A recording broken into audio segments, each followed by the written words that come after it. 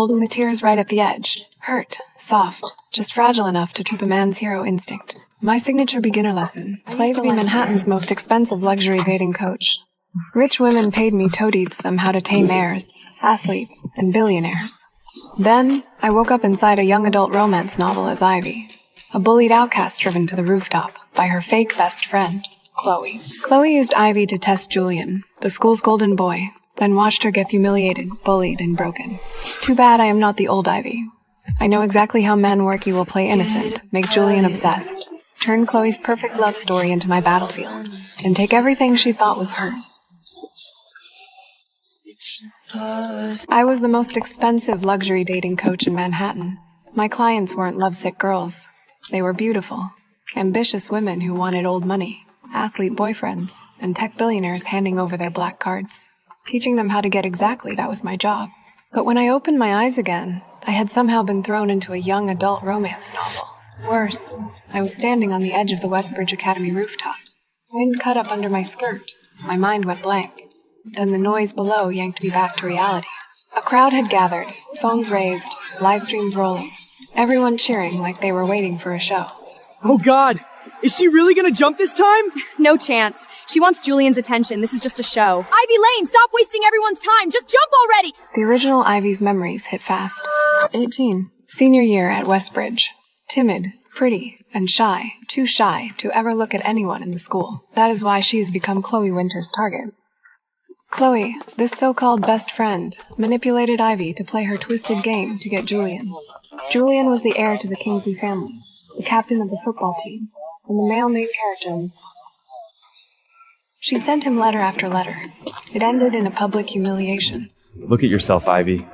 Cheap clothes, sad little crush, and somehow you still thought you belonged next to me? Chloe and I are the story. You're just the joke. After that, she became the school's punching bag. Lockers spray painted, textbooks covered in slurs, lunch knocked to the floor, drenched after gym. She went crying to Chloe. Chloe smiled. Oh, honey, you were never a friend. You were a placeholder. I just needed Julian to see rock bottom so he'd appreciate the upgrade. You've served your purpose. Go back to being invisible. At her most desperate moment, the original Ivy ended up here, and I took over. A cold robotic voice sounded in my head. System alert. Survival balance activated. Mission. Raise 100,000 within 30 days. Failure penalty. Return to the rooftop ending. I looked down at all those people waiting for me to fall and laughed. 100 grand from spoiled private school kids. Dear system, you just gave me my old job back. I stepped back from the edge. The crowd erupted in boos. I knew she wouldn't jump. What a drama queen. Her live stream is almost at 5,000 viewers. She must be loving this. Suddenly, the rooftop door slammed open. Julian rushed in, still in his training clothes, forehead damp, breathing hard. When he saw I was still alive, relief crossed his face for 1 second, before it went cold. Stop the act, Ivy. Nobody is buying your drama anymore. I didn't break down. Instead, I lifted my face slowly and let my eyes go glassy, holding the tears right at the edge. Hurt, soft, just fragile enough to keep a man's hero instinct. My signature beginner lesson. Play the lamb to hook the wolf. Julian, I'm sorry. If I'd known how you really felt about Chloe, I never would have put you in such an awkward position. Julian froze. The old Ivy would have cried, made excuses, and begged him to believe her. But now, I was gentle and understanding. A perfect innocent lamb. Men always eat it up. So I'll make this easy for you.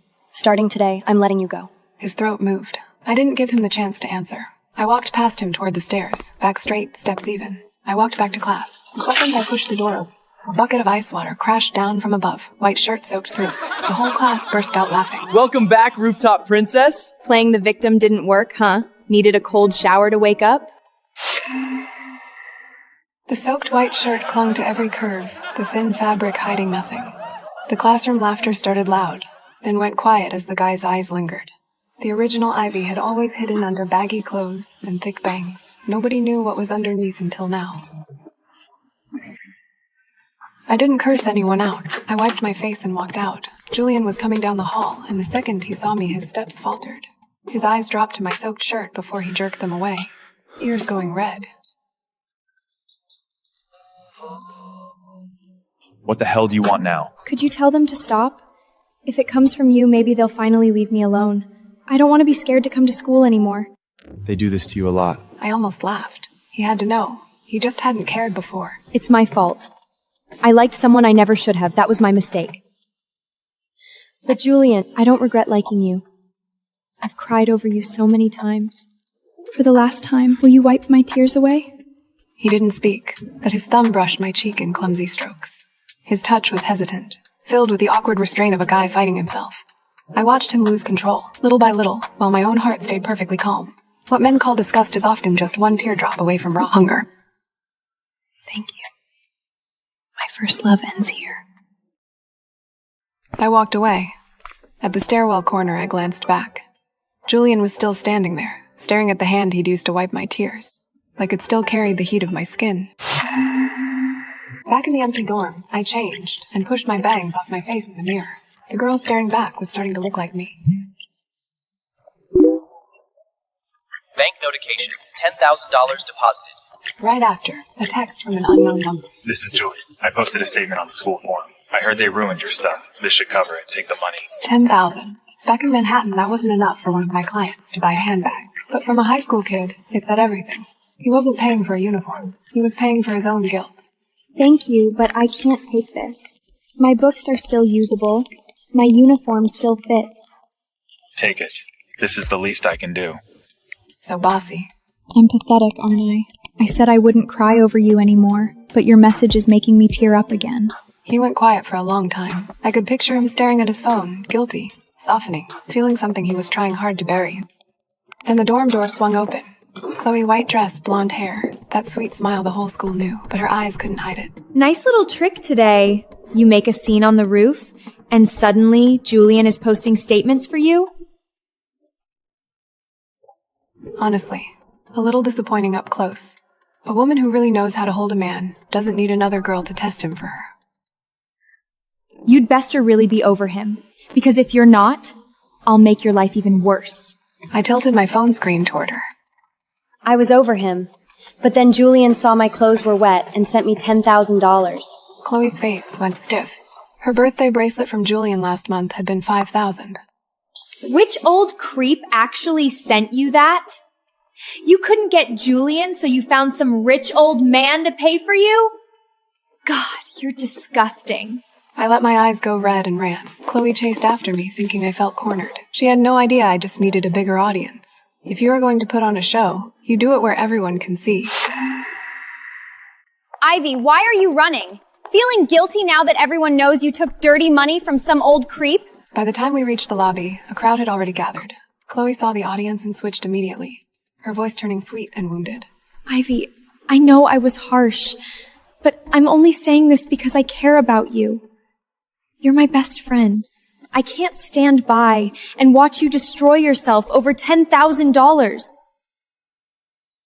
Chloe is way too nice. Ivy took money from some old guy, and Chloe still treats her like a friend? Selling herself to an old creep for 10 grand? That's disgusting. I kept my head down and said nothing. I was waiting. Julian always came this way from training. Chloe got bolder and reached for my phone. Give it back! For all you know, the guy has a wife and kids. One casual line, and she'd branded me a homewrecker. This was exactly how she'd backed the original Ivy into a corner. But this time she picked the wrong target. Let her go. The lobby went silent. Julian walked in from training, hair still damp, face ice cold. He didn't even glance at Chloe. He just took my phone back and stepped in front of me. I gave her the money. The color drained from Chloe's face. The crowd erupted. Julian looked down at me. Why didn't you just tell them it was from me? I finally let the tears fall, big drops rolling down, biting my lip to stay quiet. I've already caused you so much trouble. I didn't want to drag you into this again. Julian's expression softened. I got there before he could speak. I'm grateful, Julian. I really am. But for Chloe's sake and yours, we should keep our distance from now on. I turned and ran. From behind, I must have looked like a girl with a broken heart. Only I knew I was running because if I stayed one more second, I'd laugh out loud. Behind me, Chloe tried to explain herself, voice shaking. Julian went quiet, then spoke in a voice cold enough to freeze the whole room. Enough, Chloe! You went way too far today. After that, the open bullying stopped.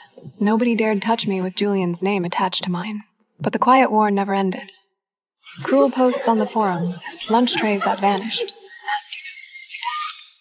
Chloe didn't need to get her hands dirty. She just fed the rumors and let the school's social machine do the rest. I read every post without flinching. This was how elite schools actually worked. No public trials. Just whispers, cold shoulders, and lunch table politics until you had nowhere left to sit. The grinding went on for weeks. Then one afternoon, a guy shoved me hard in the hallway in front of a crowd. Before I could react, Julian appeared and shut it down in 2 sentences. Everyone scattered. It was just the 2 of us left standing there. Why don't you ever fight back? Getting angry just gives them more to use against me. He looked at me for a long moment, something shifting behind his eyes. I'll make sure this doesn't happen again. I gave him a small smile and walked away before he could read anything into it. But I felt his eyes follow me all the way down the hall. Then Chloe made her next move. A spot had opened up at the spring charity gala. The pianist had hurt her wrist, and the performance slot was empty. In the student council meeting, Chloe turned to me with a sweet smile and nominated me in front of everyone. The whole room was already quietly laughing. The old Ivy couldn't speak in front of a class. Putting her on stage at a gala full of board members and donors was a public execution. You're so good at pretending. Let's see how long you can keep it up.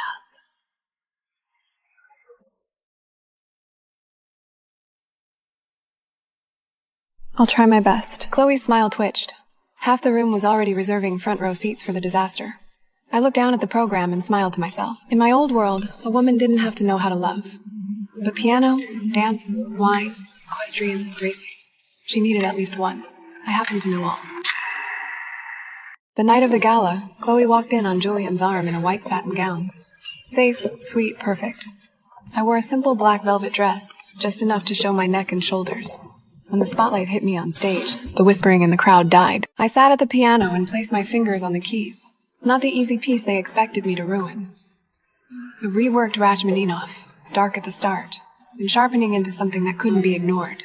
I let my body move with it, just enough. Hair brushing my cheek, the velvet shifting, shoulders catching the light. I didn't have to look to know whose eyes were burning into me from the front row. The last note fell. 2 seconds of silence. Then applause hit the room like a wave. Chloe stood at the side of the stage, face white.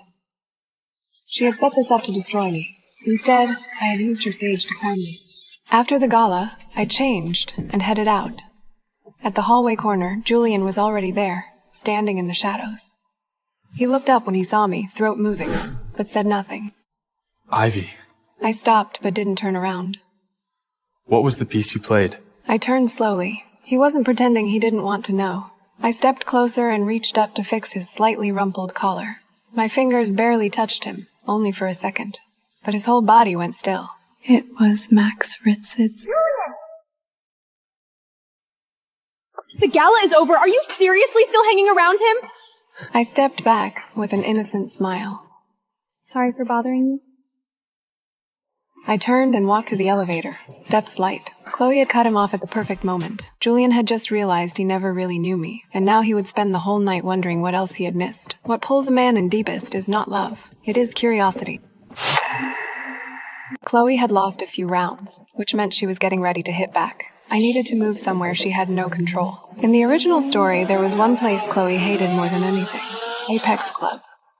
Members-only racing club outside the city. Rich kid party on the surface. Illegal street racing underneath. Julian loved it because it was forbidden. Chloe wanted him polished and perfect. The old Ivy would never have gone near it. I wasn't her. If Westbridge was Chloe's stage, Apex Club was my hunting ground. Friday night, tight black top, high-waisted pants, leather jacket hanging open, not the crying flower from Westbridge. I looked like trouble. Inside, dark, loud, air thick, with alcohol and burning rubber. Bodies pressed close, the track circling the hill outside like a trap. I'd barely stepped in when a guy appeared, beer in hand. First time here? Something like that. Want me to show you around? Easy to get lost? His gaze dropped to my waist. I smiled like maybe, then walked away. At the bar, I ordered a mocktail, turned slightly sideways, let the jacket slip off one shoulder. Another guy sat down and offered to explain the track. I let him talk. Then I felt heavy, fixed, possessive. Julian was at the edge of the crowd in his black racing jacket, face dark, eyes locked on me. Not coming over. The guy said something. I laughed softly. The water bottle in Julian's hand crumpled. Race time. Julian versus Rex Calloway. Drivers got into position, but Julian stayed put until the staff called his name twice. Rex laughed from his car. Kingsley, losing your head over a girl? You planning your loss? Chloe rushed in and spotted me surrounded at the bar. Her face changed. Ivy, what the hell are you doing here? Watching the race? Do you even know what kind of place this is? I do. That's what makes it fun. Flag dropped. Julian was slow off the line. Chloe ran to the fence. I watched and smiled. He wasn't losing on skill. His head was somewhere else. Third turn coming up. I kept my voice low. Julian didn't brake. His car flew into the turn, kissed the barrier, put the brakes at the last second, swung the rear and cut inside to take the lead. The club exploded. As the car came out of the turn, Julian looked through the windshield straight at me. Short look. Hot enough to burn. Julian won. Rex slammed his door. Julian pulled off his helmet and didn't look at the trophy or at Chloe. His eyes went straight through the crowd until they found me. I was at the bar touching up my lipstick. In the mirror, I watched him close and fast. Some guy had leaned over to light what he thought was my cigarette. Candy stick. But Julian didn't know that. His face went cold. He walked up and the guys around me scattered. You shouldn't be here. Neither should you. That's different. How? I stood and moved closer. Heat from the race still on him. Cedar and sweat underneath. Because you're Julian Kingsley. So you get to break rules and have everyone cheer. But because I'm Ivy Lane, I'm supposed to stay at school and let people walk all over me. He had nothing to say. I smiled. Your third turn was really good, though. Rex tried to bait you into braking early and you didn't take it. Perfect braking point. Clean exit. The way Julian looked at me changed completely. Not surprise. The shock of being understood. Chloe and his parents called it reckless and embarrassing. I knew exactly where he'd won. That hits differently than flattery ever could. Chloe came over, smile already slipping. Ivy, since when do you know anything about racing? I just picked it up from watching. Rex had heard me. He stared, then grinned. If you know that much, why not come feel it yourself? Door already open. A girl's helmet on the seat. I knew the setup without looking at Julian. I smiled at Rex. Just a regular ride? Of course. Julian's face darkened. Ivy, don't get in that car! Why not? He had no standing to answer. I got in. Driver was Mason, Rex's sidekick, the kind who lived to show off. Relax, princess. I'll be gentle. Then go slow. I scare easy. Door shut. Engine roared. In the mirror, Julian standing still, face ice cold. Beside him, Chloe's eyes flashed with satisfaction. She knew Mason wouldn't go slow. She wanted footage of me screaming. She wanted to undo everything I built. Out of the party area, Mason lasted about 30 seconds before he slammed the gas. I grabbed my seatbelt and looked scared on cue. What's wrong, Ivy? You had a lot to say earlier. Tight turn ahead and he wasn't slowing. He jerked the wheel side to side, waiting for me to scream. Slow down! Come on, princess. Don't kill the fun. Mason! Stop the car! Mason heard him and got more excited. Next turn was tighter. At this speed, the car was going to spin. I dropped the act. I said slow down. Before he could laugh, I grabbed the wheel with one hand and yanked the handbrake with the other. Tires screamed. Rear swung out. It was the barrier by inches. Mason slammed into his door, face white. I took the wheel and straightened the car clean. Did she just save that car? Mason almost wrecked and Ivy pulled it back! Are you out of your mind? He started it. Looks like Ivy can do more than talk. How about a real race? Rex, don't. Ivy just got lucky. There's no way she can actually race. She's not racing. You're deciding for her? What are you to her, Kingsley? I looked at Chloe. Her eyes said, "Come on. You are so good at this. Let's see it." I reached into my pocket, took out my lipstick, and touched up my color in the car window. Slow. The whole track went quiet. One lap. Ivy, don't. I opened the driver's door. I've been wondering how good Apex drivers really are.